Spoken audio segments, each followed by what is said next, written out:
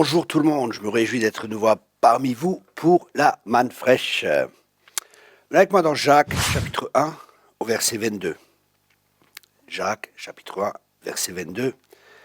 Mettez en pratique la parole et ne vous bornez pas à l'écouter en vous trompant vous-même par de faux raisonnements, car si quelqu'un écoute la parole et ne la met pas en pratique, il est semblable à un homme qui regarde dans un miroir son visage naturel et qui après s'être regardé s'en va et oublie aussitôt quel il était.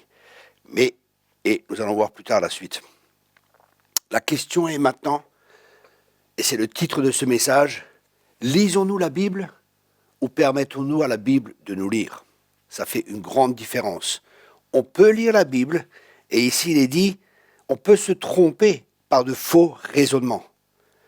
Mais si quelqu'un écoute la parole et ne la met pas en pratique, il est semblable à un homme qui se regarde dans un miroir, son visage naturel, et qui après s'être regardé s'en va et oublie aussitôt quel il était.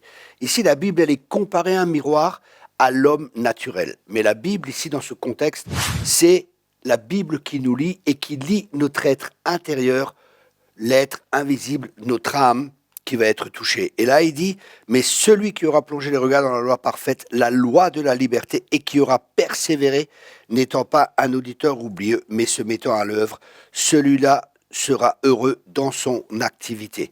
Ici, nous voyons donc la Bible, c'est un miroir.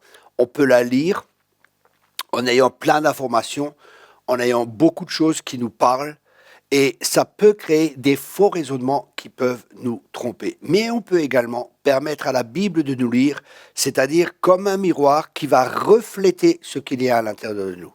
Quand on regarde dans un miroir, c'est pour remettre de l'ordre là où il n'y a pas d'ordre. Pour vous, mesdames, c'est un peu de maquillage. Nous, les hommes, on n'a pas besoin de maquillage. Mais par contre, ce que vous ne faites pas vous et que nous faisons, par exemple, nous nous rasons. Et nous voyons, ah là, je suis mal rasé ou je ne suis pas rasé. Donc on se rase, on a besoin d'un miroir pour se voir. C'est intéressant parce que l'homme lui-même, il ne peut pas se voir sans avoir le reflet de quelque chose. C'est vraiment intéressant et ce sera un thème à part parce que le fer aiguise le fer comme un homme aiguise un autre homme. Et c'est intéressant qu'on ne puisse pas se voir, on ne peut pas voir notre image. Mais à travers du miroir de la parole de Dieu, nous pouvons voir notre vraie image, celui que nous sommes réellement. Et là, il est possible qu'il y ait des choses à changer. Il est souvent, on ne connaît pas notre identité en Christ et à travers cela, on peut découvrir, à travers la parole de Dieu, nous pouvons découvrir notre identité en Christ et permettre à Christ de grandir en nous et savoir qui nous sommes réellement, des nouvelles créatures, les choses anciennes sont passées, voici toutes choses sont devenues nouvelles. Notre identité en Christ est tellement importante. Et pour que nous puissions nous voir, nous avons besoin d'un miroir, celui dans le naturel, mais dans le spirituel, nous avons également besoin d'un miroir pour pouvoir nous lire. Lisons-nous la Bible ou permettons-nous à la Bible de nous lire? C'est une bonne question. Je crois que les deux sont nécessaires.